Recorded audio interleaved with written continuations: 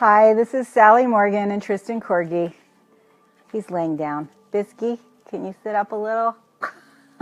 And this is another episode of Conversations with a Corgi. And today, we have something that I want to share with you, which may or may not be interesting to some people. But I have had purple hair now for over 9 years.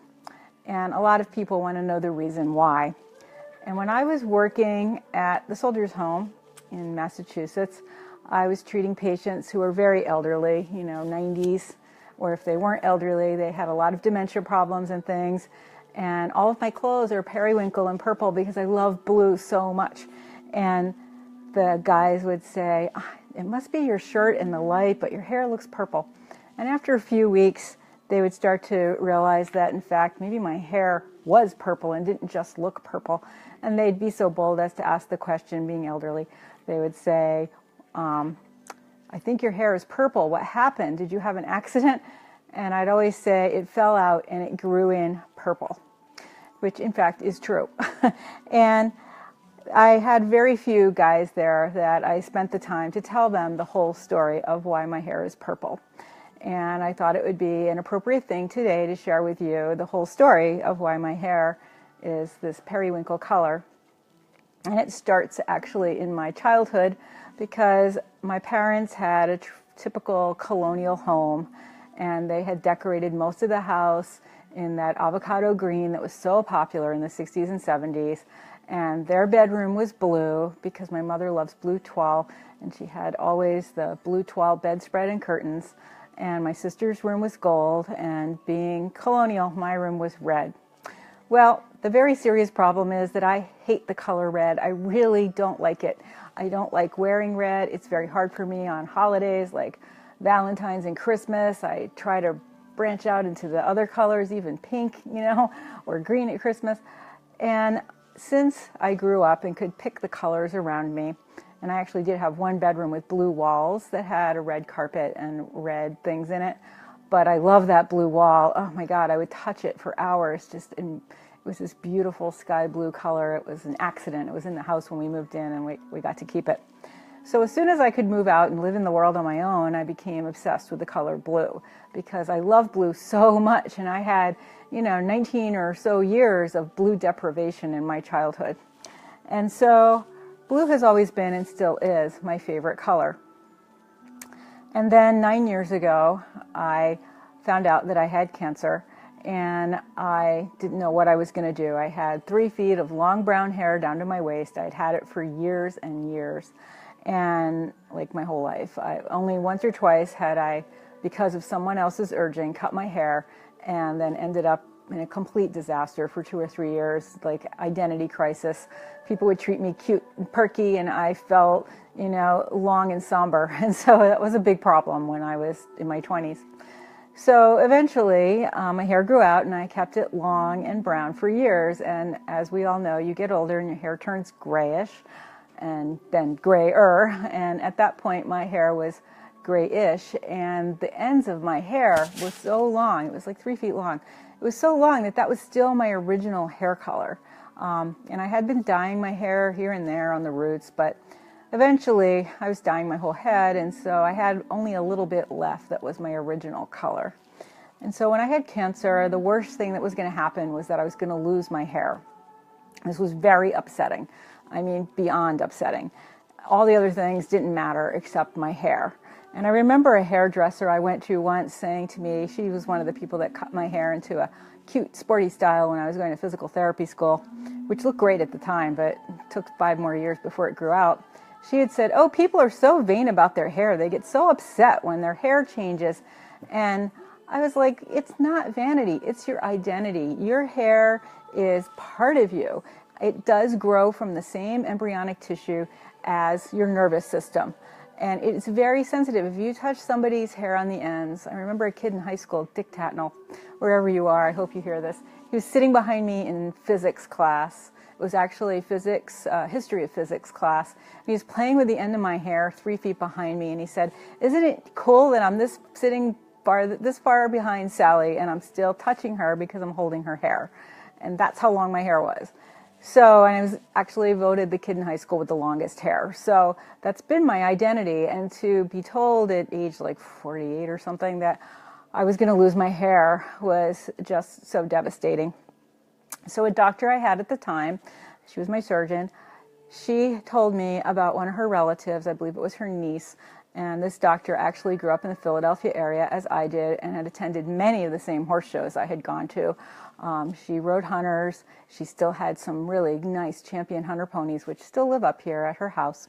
And her children did not express much interest in riding, so she asked me if I knew anyone who could ride her ponies, which at the time I didn't. But we became friends, and she had had a niece who had cancer, who did not get chemotherapy because she didn't want to lose her hair. And this woman died, and fairly quickly. And she was young, she was in her 20s, and it was devastating to my doctor. And so she told me, please, please, please, please get chemotherapy. Don't let yourself die because of your hair. And I was like, you know what, my hair is so important to me, I'm not sure that this is an even measure. And she said, you know what, I'm going to give you my phone number, I'm going to give you my cell number, I'm going to give you my pager. Please do chemotherapy, and if you need me at any time of the day or night, call me. I will be there. If I'm in surgery, I will call you the minute I get out. And her sincerity and genuine, really almost crying, pleading with me, made me decide that I should get chemotherapy and deal with my hair situation. So she convinced me that I should go ahead and see what happens with my hair. In the meantime, I had done a lot of research and had a lot of my close friends up here helping me, and I found out that you actually can get a certificate for like $100 towards a wig. I had no idea. Wigs are really expensive, and you need more than the little ponytails from Locks of Love to make a wig. It takes like 4 people's heads to make a wig, so it's really hard to get hair. And one of my friends discovered that I could actually keep the hair I have on my head at the time and make a wig out of it. And I didn't know then that I needed 3 other people's heads or 4 to make a wig. It's a very complicated process. So I decided I would go down to Connecticut to some place that was like Miss Susie's House of Hair and have my hair cut off and made into a wig at some great expense. And so that was my decision, and it was about a week before Thanksgiving. And I also found out that I had this gift certificate to buy a wig.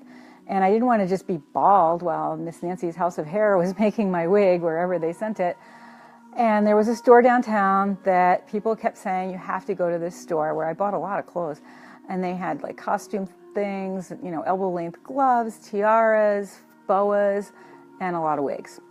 And I went in there and I tried on some wigs, and one of the women came over and talked to me and brought me out a long flowing, it's called Andromeda, purple wig. Locks down to my waist, parted on the side, beautiful, luminous, periwinkle purple lavender wig, $25. I bought it and thought, geez, I pocketed $75 on that one. It'll go a long way to paying the thousands for the wig made of my own hair. So I brought that with me down to Miss Nancy's House of Hair when I got my hair cut off. And my friend Sarah kindly came with me and drove both ways and was really supportive, and was talking about people we knew who had been bald, you know, Sinead O'Connor, and this was before Melissa Etheridge did her thing on stage bald. So anyway, I got my hair cut off and I had my purple wig, which I wore home. And I continued to wear my purple wig everywhere I went, grocery store, teaching yoga. No one, even my friends, did not know that it was not my real hair. It looked so much like my real hair. It looked better than my real hair. It was curly, and, you know, I learned a lot quickly about how to maintain it. So along the way, when we were researching wigs and things, my friend and librarian was doing research about things that could help you when you have cancer.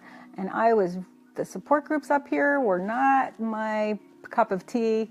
I felt like people were not being confronted on their stuff that they needed to process, which I thought was part of having, you know, a life-threatening disease.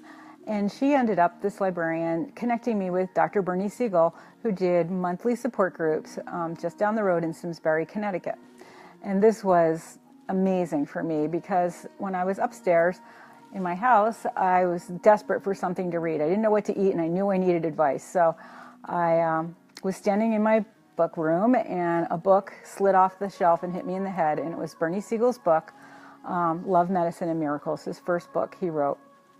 Bernie's a famous cancer surgeon, a spiritual guy, one of the originators of mind-body medicine. He is a really important figure in American history for his contributions for people with life-threatening diseases, and he still runs twice monthly support groups in Connecticut down near New Haven, and I can't recommend enough. If you have to drive 5 hours to get there, it can save your life to go to one of his meetings. It literally can save your life. So please seek out Dr. Bernie Siegel, and I think it's Doncaster, which is a nursing home where he has his meetings, but I'm not sure. But he's easy to find on the internet. So this librarian hooked me up with these meetings. So I popped on my purple wig, jumped in my car with another friend who also had cancer, and we drove down to Connecticut to find Bernie's meeting. And we ended up driving around the airport for like an hour, and we went on all these back roads because MapQuest was terrible. We didn't have a car GPS. It was very hard to get to this place. You were basically on one road, but it turned and veered and went through 5 crossway streets and things. So I was an hour something late. And my friend was in the car. Bernie asked that you draw a picture of yourself, your recovery, and your treatment. And so I think that's what it was. I had 3 or 4 pictures I drew, and I had a picture of myself. I had another picture of me standing with flowers and herbs and things around me because I knew what was going to help me was alternative medicine and herbal medicine and homeopathy and my naturopath. And my friend hadn't been able to draw a darn thing. So she was in the car still drawing a picture of herself, a picture of her disease, and a picture of her treatment. And you know, these pictures meant so much more than I thought at the time. But, you know, I love crayons. I had big white paper. It was fun for me. And he shares in Love, Medicine, and Miracles the drawings that people have done and how informative they are about people's inner workings. And he studied with Elizabeth Kubler-Ross, who did a lot of groundbreaking work in this area. So I walked into the meeting with my long, beautiful purple wig. And actually there's a picture of it not in purple in my book, and you can see it. And Bernie was in the middle of a sentence. 25 people were sitting around in this beautiful room full of books and crystals that was one of Bernie's son's stores. And it felt so familiar to me because my beloved friend Wendy Weatherwax had a similar store here in Northampton, and I hadn't been in a place like that that gave me that same feeling until I walked into this store. So it was like a big hug, just feeling, you know, the inspiring posters and the books and the crystals and the music and the things in the room. And Bernie stopped the meeting dead when I stood at the door, and I had Comet with me, and he said, well, he had some dogs there, didn't get along with other dogs. Did I mind leaving Comet in the car? No problem. And then he said, why is your hair purple? And I'm sure being in a cancer support group, people knew it wasn't my real hair. Maybe they didn't. I don't know. It looks so real. It still looks real, even though it's a little torn up and matted. And I didn't know what to say. He didn't ask me my name. He didn't say welcome or anything like that. That was the first thing he said is, why is your hair purple? And I fumbled around and grabbed the top of my head, and I said, because it's on my crown chakra. And Bernie breathed a sigh of relief because purple and many colors are associated with different things. Purple is a spiritual color. And as Bernie said, purple is a color that people are drawn to when they're dying or if they're very spiritual. And so my comment about it being my crown chakra made him relieved that I wasn't looking to be dying soon. And he said, you must be a spiritual person. And I said, yes, I am. And in fact, I was attending yoga school and teaching yoga and doing many other spiritual things at the time.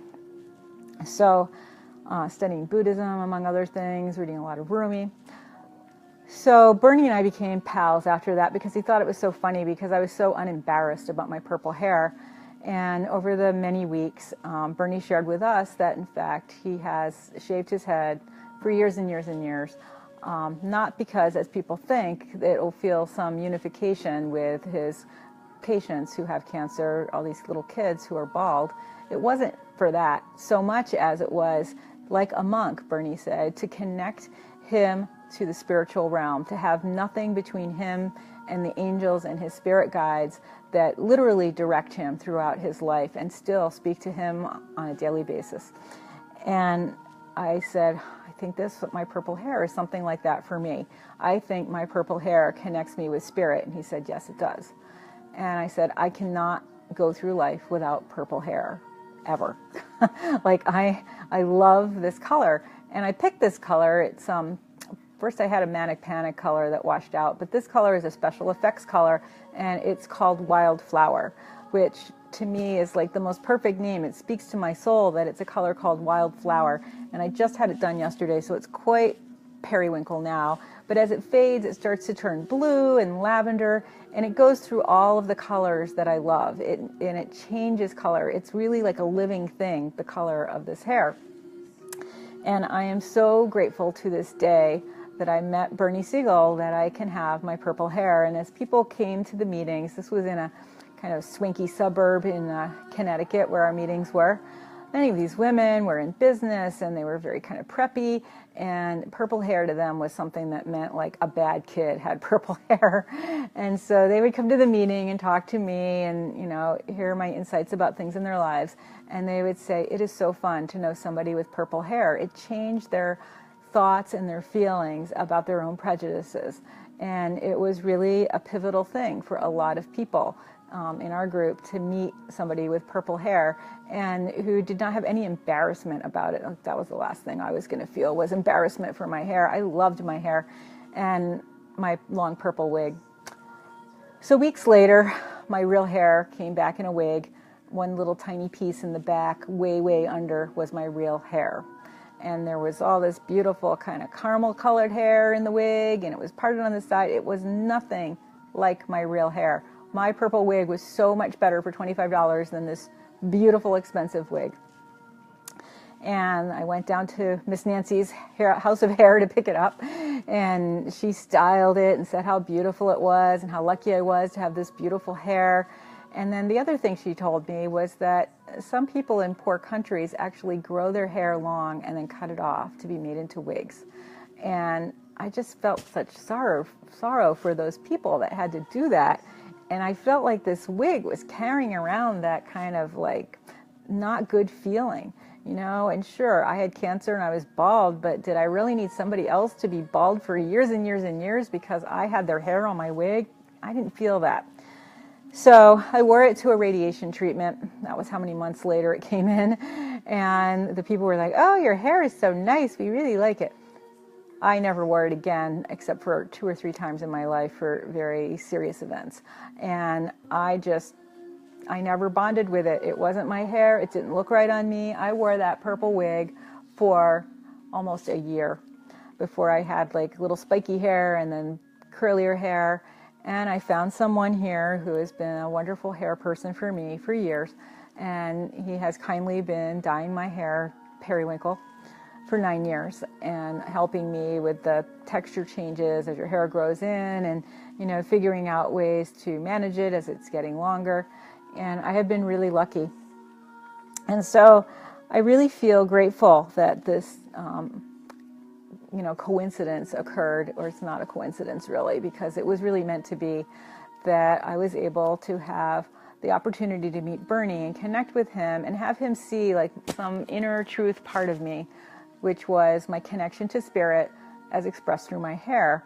And I am just so grateful. And one of the mantras that goes with the spiritual aspect of the crown chakra is the phrase, I know. And really, to me, that means I don't know anything, because I really feel like I don't know anything. I just go on my feelings at the moment. And if I'm looking at 2 things in the grocery store, I put my hand on my heart and see which one is the one that's right for me. And I just get that one and don't question it. So I think for me, the I know is not questioning my intuition. And this color, periwinkle, is one of the most important things in my world now. I've been so lucky to be able to find various shades of periwinkle, like this light behind me, and my sweaters, and my hair, and lots of clothes that are this amazing shade of lavender and paint. I've painted many things in my house this color. And I've been able to surround myself in my new house here with many blue rooms. I have a sky blue room, an aqua blue room, 2 periwinkle bathrooms, a periwinkle bedroom. My front door is another sky blue color. The back door is periwinkle.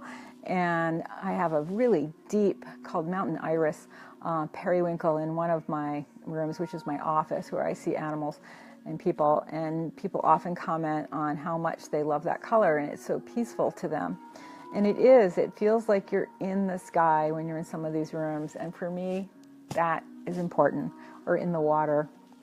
And so that is the story of how I have purple hair, and I have seen Bernie many times over the years, and he always now remembers my name and who I am, but I used to have to just say to him, I'm the girl with the purple hair, and he would remember me, because this was something he had not met anyone else who had done.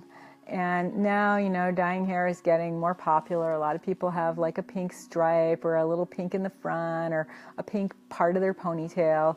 And my hair guy in town says he thinks I was a trendsetter, because now many more people are doing things with their hair at all ages, or not just teenagers.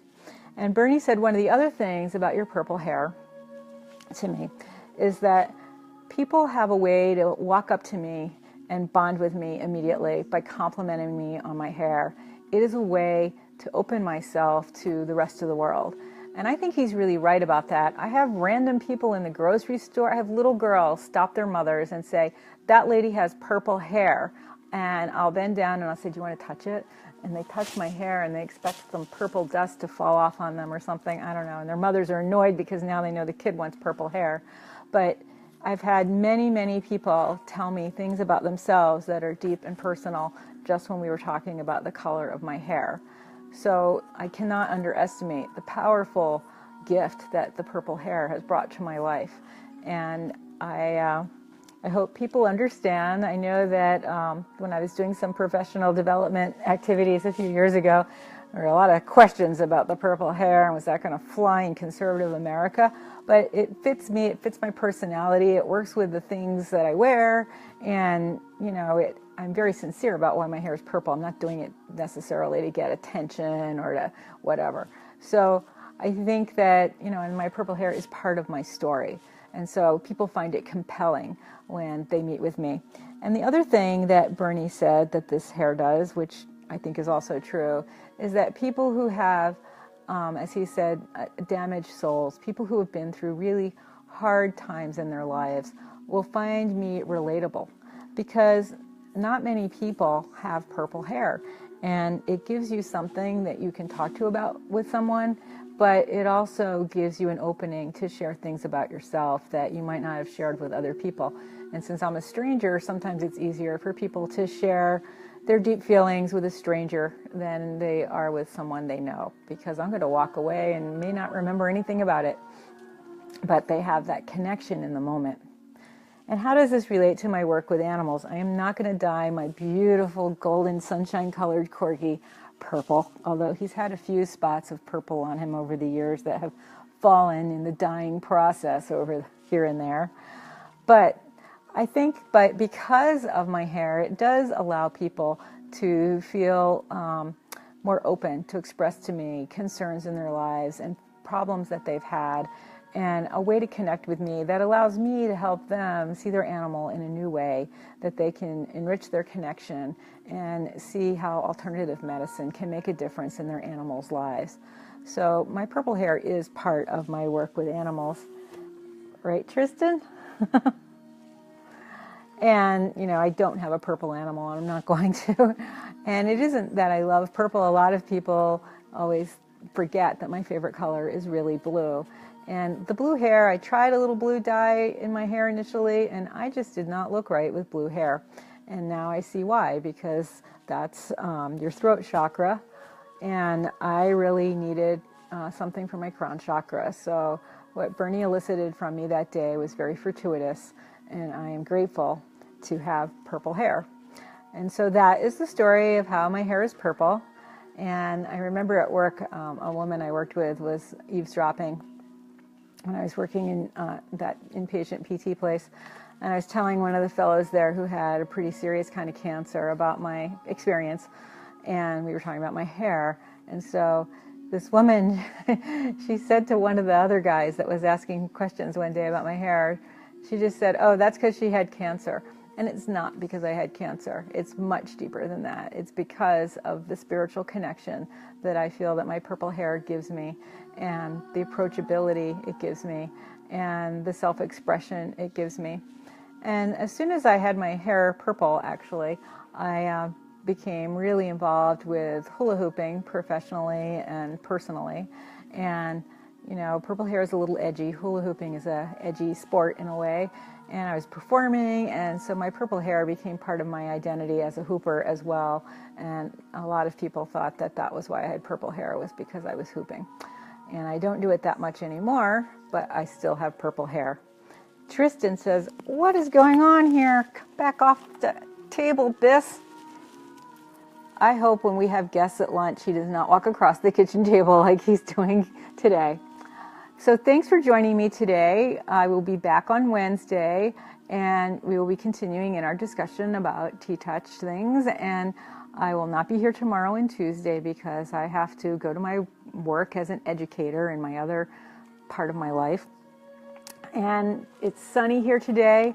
It's going to be 65, woohoo! And we're going to go out and get the lawn furniture out of the garage and put it outside and enjoy the warm weather. My favorite thing in my yard is my hammock. Tristan and I like to have a little swing on the hammock every afternoon, and now we'll be able to do that again. So I want to wish everyone a beautiful day, and hopefully it's sunny and warm in your neighborhood too. And we'll see you on Wednesday. Thank you.